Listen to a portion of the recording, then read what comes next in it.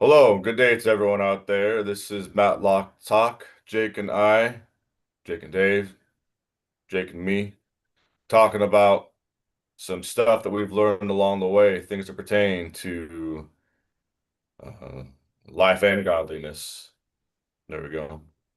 And today's episode is discipline versus motivation. Both are necessary for making the proper changes in life to get what you want. Nobody wants anything that the opposite brings you, if that makes any sense. But yeah, I'm gonna turn it over to Jake right now, and Jake. You mind if I start with a question? hmm What's the difference between discipline and motivation? Um, that's a good question. Discipline,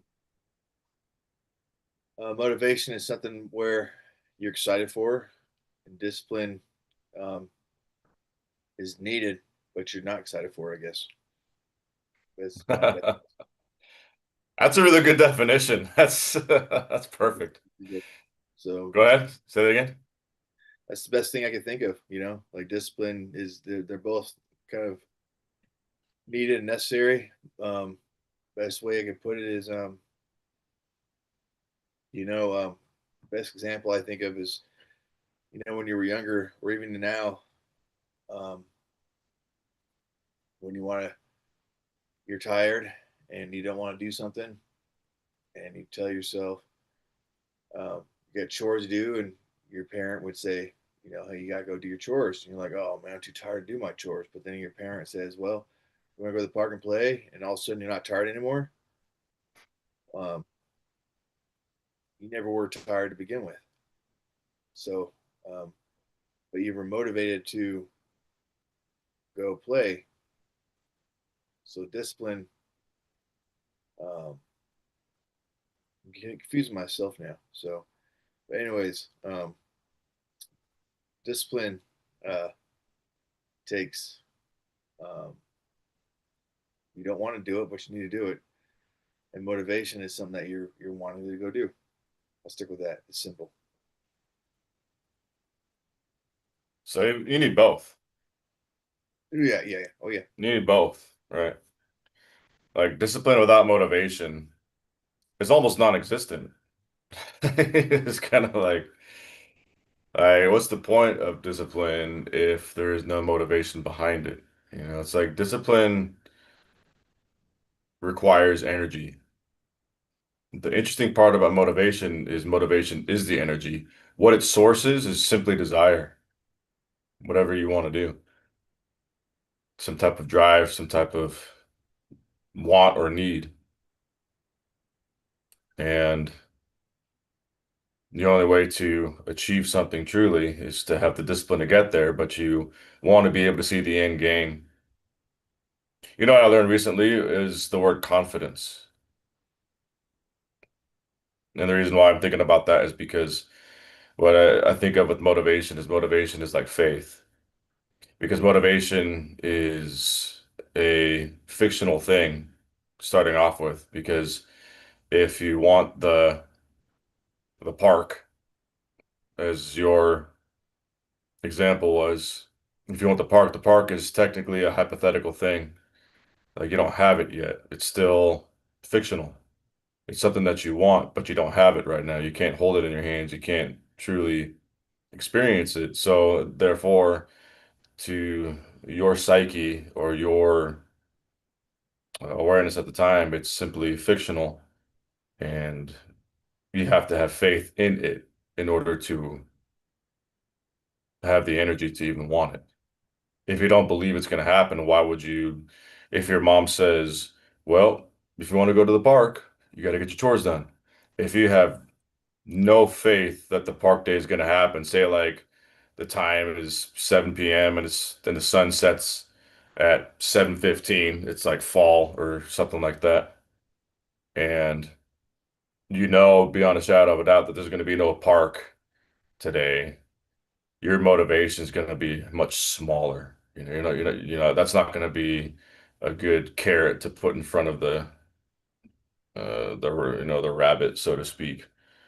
So, um, so confidence, the word confidence means with faith. Con means with in the Latin, and the fidens part is from the word fidel, like fidelity, like faith. Hmm. And I just learned that recently. And if someone's working for something, someone's working hard for something, like they see either a a goal, a relationship, a health goal, or just a goal to feel something, to feel better, a better experience, a goal to go on a trip. And if you are confident that you're going to get it, you're going to work harder. And so if you have faith that you're going to get it, you're going to show that in your discipline. Does that make sense? Yes, yes, it does. It's good to have. Where did you learn that root word for confidence? Oh, I just was like, doing research online, just looking up, the words. I'm also learning Latin right now for the kids' homeschooling curriculum. That's good to know. It It's just really interesting. It's really cool to learn Latin because so much of the English language is like Greek and Latin are the two languages that um, our current English tongue is based off of. mhm. Yeah, it is very interesting. Um, Everything traces back to either Latin or else. Hmm. Yeah, it's been enjoyable. All right, you already know that I've been learning Hebrew and Greek, and well, might as well tack on to the end of that Latin on top of it. And once you're in that kind of groove, that kind of mindset, it's not so much. It's not as overwhelming because I'm already got some momentum going on the other two languages, and so that part of your brain is being exercised. So it's actually because kind of easy to be learning Latin in side by side with the other two. Yes, sir. What was the Yeah. book that relates to the subject of discipline versus? Oh, I got one of Jocko Willink's book right here called Discipline Equals Freedom. I, it's kind of a funny book because it's just like a page and it has like a title and just like a small, if you can see that, it has like a little bit of information beneath it. And it's pretty much just like he's a military guy. I think he was Navy SEAL. And you can see it in his writing because it's like a coach would talk to his players or a drill sergeant would talk to his guys or some type of commander or whoever and whoever your immediate superior is the way he would talk to his inferiors or whatever. And so what he does is he uh, is writing as if to himself, but he's also talking to you. Like I found um this page right here. It's called Weakness. That's just the title of it, Weakness. And it goes like this. I'll just share it with you. Do I have weakness? I am nothing but weakness. I am not naturally strong or fast or flexible. I am certainly not the smartest person in the world. I get emotional over stupid things. I eat the wrong foods. I don't sleep enough. I procrastinate. I waste time. I care too much about meaningless things and not enough about important things. My ego is too big. My mind is too small, often trapped inside itself. Now, all that being said, I have a saying, a person's strength is often their biggest weakness, but the weakness can become strengths. Me, I am weak. In all those ways, I am weak, but I don't accept that. And then he starts talking about, how he changes. Good. I like that. That was really good. Yeah, you see what I'm saying? Yeah, it was Like, perfect. so if you like read this like in the morning, it's motivating, to Good. be That was very disciplined. good. That was like me to Yeah. a T. I mean, the very beginning was. What was That that? was me to a T. Yeah, yeah. Well, yeah. But then there's the but. I Yeah, don't accept that. I don't accept that. Right? I like that. Good. And then he keeps going, you know. But it's funny. This is the way I talk to myself when I'm in the gym or when I'm starting to feel weak or just feeling whatever. When I start getting lazy, when I start to make the wrong decisions, or if my mentality is immoral and I'm desiring things, I start to covet or I start to lust or something. I stop and I say, no, that is not the way you ought to be. And I start to like teach and train myself in my mind and then of course that reverberates into your behavior. You're a weak man. I am, but I don't accept that. Yeah. No, it's good. It's fun to read. One of the ones I don't know exactly where it is, but there's one that always cracks me up. It's about food. Mm. He talks about how I know it's hard to eat right when you go to a social function and there's brownies and cookies and sodas and all this over there. And then he says, "Newsflash, you don't have to eat." That's funny. That's good, right? Yeah. But you know what? So oftentimes we tell ourselves, well, everyone else is, Yeah. So you're like, oh, the kids are, you gotta fit in and just, let everyone else know it's okay to eat junk food too. So, Yeah. Yeah. Yeah. No, no, it cracks me up because we all go through exactly what you just said. And there's no doubt he does too. But there's that, even though that is the way we think and the way we feel, he's letting that fact determine his behavior. Newsflash, you don't have to eat. because you'll feel so much worse later on. I mean, Yeah. every now and then it's not bad, but I know I'll eat junk food and man, later on I just regret it later. The And then bad it part piles is, on and piles on, and then before you know it, you're on a binge where you eating like all weekend long. yeah, no, man, I've been on a binge for like 6 months and it's starting to show in my belly. And so, excuse me, it's time. But it's hard, man, because every time you start counting, because the most success I've had is counting calories, just keeping track of because then it's just math. You can't argue with math. Mm. And if I mean, it's actually horrific when you measure your food and you're like, you serious?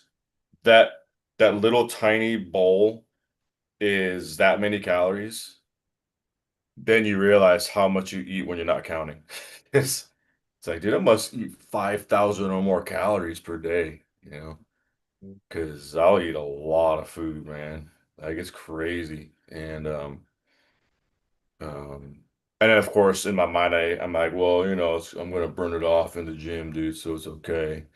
It's bulking season. Yeah, but when January through December is bulking season, you got a problem.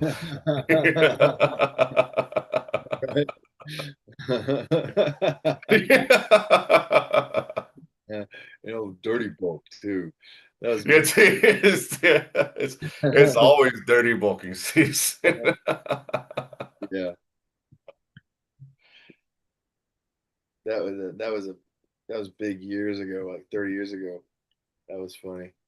Yeah. Yeah, Doritos. didn't Arnold, what was that? Where's Doritos at? Where's the Doritos at? Stupid.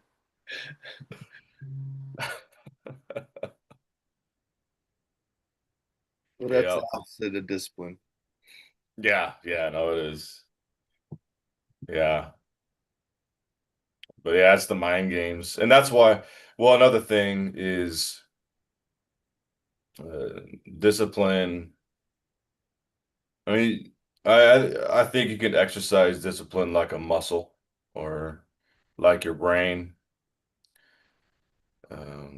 But leaning on last week's episode, incremental changes. Mm, Like the only thing, and I've been contemplating this lately, what is it that changes somebody from some people can, or anybody can make a drastic change in a short period of time. I think anyone can do that. I think it's possible. And there's stories about people doing that where they wake up one day and realize, what am I doing? And then they just stop. Like there are stories like that. And I've been trying to figure, like kind of just in my mind, what's the difference? And, somebody can be changed into a different person as a result of, say, being abused, like a trauma. mm, Like someone could have a certain personality, act a certain way, and their whole life can make a shift based off of a trauma or a change in environment or whatever.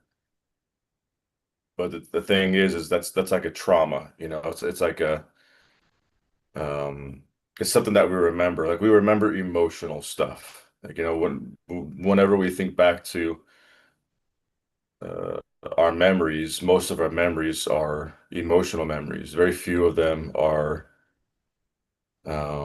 just random memories. Now we have plenty of random memories, but everything's attached to some type of big change or trauma. And uh, the problem is we can't count on that, you know. Like say if you're talking about uh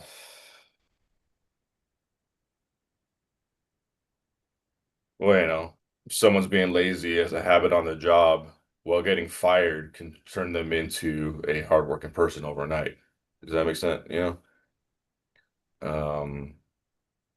But our goal and the whole point and the purpose of this is to not wait for the trauma. Like, don't wait before it gets so bad that um, there's a lot of painful, agonizing cleanup, you know.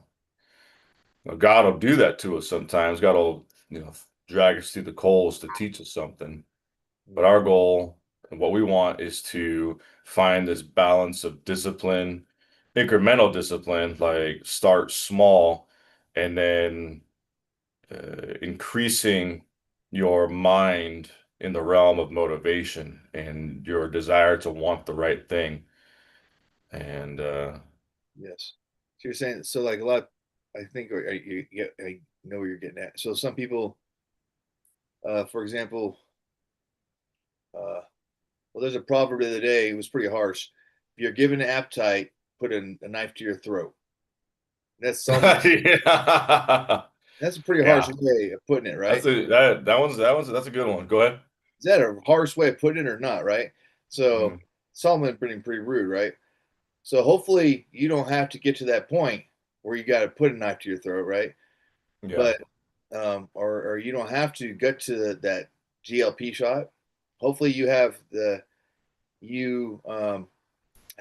discipline to have you see things um, you have the self control and make incremental changes to where um, you don't go to that point.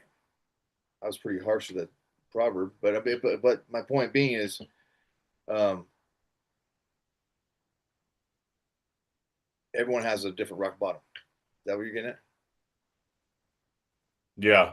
Yeah. Well, you know what? It's actually pretty interesting. I think what you're saying can be taken almost both ways, can move in both directions. You don't want to reach a point to where the knife to your throat is necessary. However, also one of the things Solomon is doing there, I think, is he is saying practice discipline before the real problem shows up.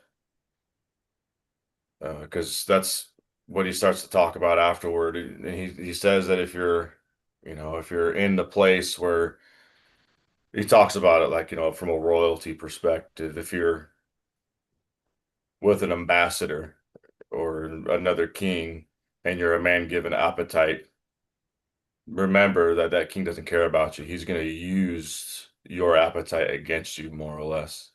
Mhm. And it's going to end up bad for you.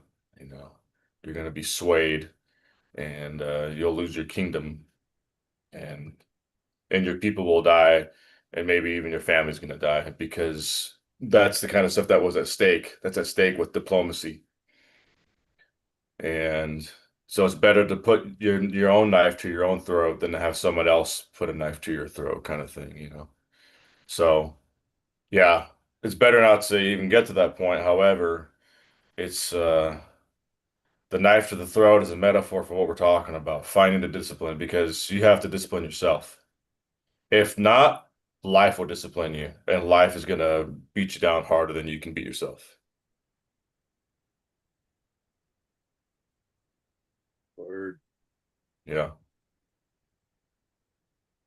Man, it's a good episode. Or a good subject anyway. Yeah, it is. What if what we're saying is any good? I don't know, but you know, it's a good, it's getting me thinking. Yeah, me too. Me too. Yeah, Now I'll be reflecting on it throughout the day and week yeah. for sure.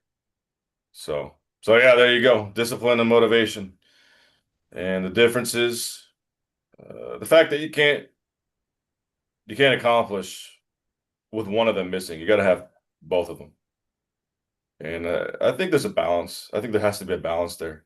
You know, maybe motivation could be a little bit stronger. Motivation, the problem with motivation is people can be motivated all day long and do nothing. You know, that's a problem. And I think that's a lot of the upcoming generation. I think it's probably one of the biggest problems with some of the fruits of the industry that we're living in right now, or not the economy, the society that we're living in is everyone's brains is being filled up with a whole lot of people who have bodies that they want or looks that they want or money that they want. And so they think, oh yeah, all I have to do is keep watching this, and people are constantly reminded of what they want, and so they're like so they have like a type of motivation to get that, but then they have not even a fragment of the discipline required to get it, and so I think there's a big imbalance of discipline and motivation. I think the motivation is more there than the discipline. Yes, So, I think so for sure. Yeah, uh, nailed it there. yeah. So, all right. Anything else? Yes, sir. I like it. All right. Thank you, everybody. Tune in next time for another uh, motivational and discipline provoking episode.